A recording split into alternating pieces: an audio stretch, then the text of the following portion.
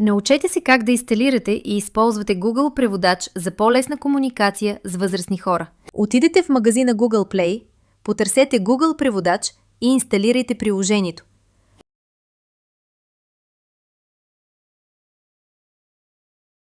Свържете слушалките към телефона си и изберете Превод на живо в долния ляв ъгъл. Изберете разговор. След това изберете езика, който искате да превеждате и вашия собствен език като втори език. След като всичко е настроено, натиснете Старт. Google преводач ще разпознае говоримия език и ще го преведе на живо в ухото ви на вашия език.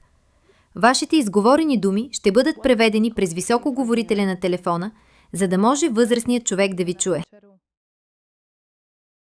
Budeme variť zemiaky s kuracím mesom. We're going to cook potatoes with chicken. Okay, I'm so excited for that. Do you need any help? Dobre, tak sa teším na to. Potrebuješ pomoc?